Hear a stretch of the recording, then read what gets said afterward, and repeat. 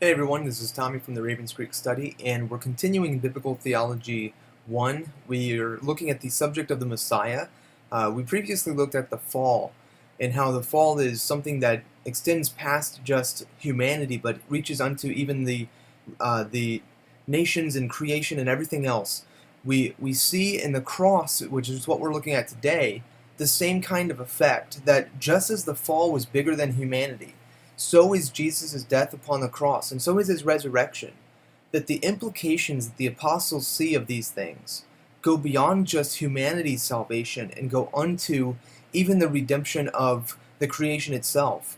That when Jesus returns and the sons of God are revealed, that at that point the creation no longer moans and groans. In Acts 3:21, Peter says that Jesus is contained within the heavens until the restoration of all things. Not just the salvation of humanity, but the restoration of all things. We find that just as Jesus raised from the dead, so too Romans 6 talks about our resurrection in Christ, that we were buried with him in baptism, that we might be raised by the same glory of the Father. And so this is a testimony of our conversion, of our regeneration, or our salvation. And yet, at the same time, Paul does not seem to suggest that that's the end of it, but he talks about an actual physical, bodily resurrection of people as well. And we have in the book of Revelation, as well as in other places, but the book of Revelation most specifically, there's the new heaven and the new earth. This is a resurrection of even the creation itself. We have these going beyond just humanity and unto the all things. And the cross was not just a one-time event. This was not like Jesus just did this once upon a time so that he could accomplish what's supposed to be accomplished. This is the culmination of all of God's events. I think that every moment of God is a cross, if you will.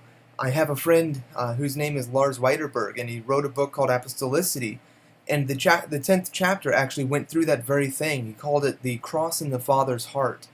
That all of God's moments, when you start to understand the character of God, the attributes that God associates with himself, God shows himself to be one who is willing to endure suffering. He's willingly serving even unto the death on behalf of his creation, on behalf of humanity, on behalf of his servants, over and over again. This reveals the heart of God, is that he is one who just continues to give and give. As Paul would put it, he spends all and is expended. This is the mentality and the character of God himself. When we recognize that the cross is an eternal event, it wasn't just once and for all, but this is an eternal event. It's timeless, it transcends, it goes beyond just time and history. This is the first step in our own breaking unto salvation. What do I mean by that?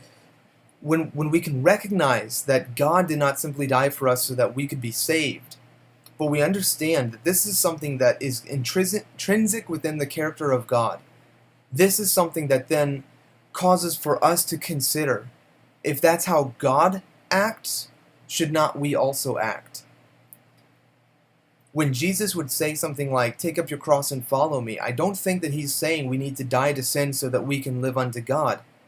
I think that he's saying, just as I take my cross not for myself but for the ransom of many, so too should you also take up yours. Realize that my character is not found in coming down with glory and angels and an army and everything else and rescuing my people from the physical oppression around them. That's not the way that Jesus came. He came meek and lowly on a donkey. Now that doesn't mean he's not going to come to bring restoration unto the kingdom, or restoring the kingdom unto Israel. That doesn't mean he's not going to come in that way. But even in that, when we think of like his future coming, I think we have a wrong perception. The meekness of the lamb, and yet there's nothing more fierce than the wrath of the lamb. We think of it in like this weird dichotomy that when Jesus came first, he came meek and lowly, he came gently, he came with the salvation and the ransom of many, but at the end of the age, he comes with anger and hostility, and he's going to come with a sword. We don't realize that in both cases, he came with a sword. And in both cases, he comes in the exact same character. when we can see that the cross, the way that he expresses himself, this wisdom, this mindset, this perception, this way of acting, it characterizes God in all of his ways. That is what causes for us to realize how far we have fallen short, and how much we do not take on that character and ask that the Lord would reveal that in us, that we might be unto our own generation, whom God has called us to be. Our own hearts are pierced through when we see that God has always suffered on behalf of his creation. This is the eternal anguish and ecstasy of the Father. It is through the broken body of Jesus that we have access unto the Father, and by that blood that we have remission of sins. This is the very communion, the Eucharist, that Jesus took the bread and broke it, and he said, "This is my body broken for you." And connecting that Jesus' body is not just the physical body that died on a cross, but that we are the body, as Paul would say. We can see a broken body indeed. Not only is there fractures and fragments between denominations and doctrinal standpoints, the natural branches were also broken off. Those natural branches, ethnic Israel, have become the enemies of the gospel for our sake. And the same ones, those branches that were broken off, the same ones that are called the enemies of the gospel there in Romans 11, all of this coming from the same chapter, those are the very ones that Paul is speaking of when he says, all Israel will be saved. So there's a broken body right here and right now, but it's not always that there's brokenness. There is a time when there's healing. There is a time of restoration. That's the gospel. That's the promise. That's the eternal blessed hope. And we know that it doesn't stop with the bread, but Jesus also took the wine and said, "This is my blood of the new covenant." And in this, we read in 1 Corinthians chapter 11, that Paul says we proclaim the Lord's death. Every time that we take this cup, we proclaim his death until he comes. Why until he comes? We're declaring the death of the high priest, setting at liberty the accidental manslayer until he comes. Those people who have willingly said, "His blood be on our head. We have no king but Caesar." Those people who have willingly been jerked and manipulated by the principalities and powers, the evil one of this age. They're accidental manslayers, and they know not what they do.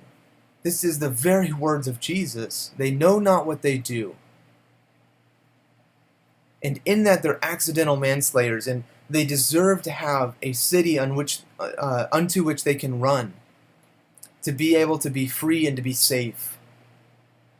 And so in this way, we take of the blood, we take of the bread, and we do this in remembrance of Christ, knowing that the cross is not a one-time event that is for our redemption, but that it stretches beyond, even unto the end of the age, when there's a restoration of all things, when those in whom is the purchased possession that Ephesians 1 is talking about, that we've been sealed with the Holy Spirit until the purchased possession is redeemed.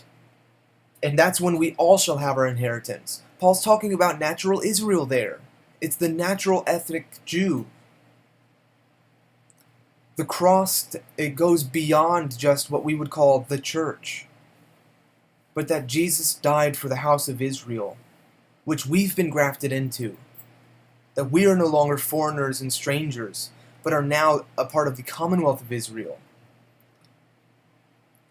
So with that, I think we're going to stop there. We're going to continue in our series on looking at the various aspects of the cross and the various aspects of the purpose of Messiah. You can see the title next is The Crown of Thorns, to look at why is it that Jesus is crowned with thorns?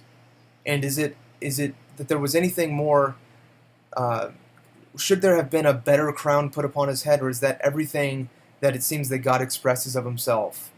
So until next time, grace and peace to you in Christ, and thank you for listening.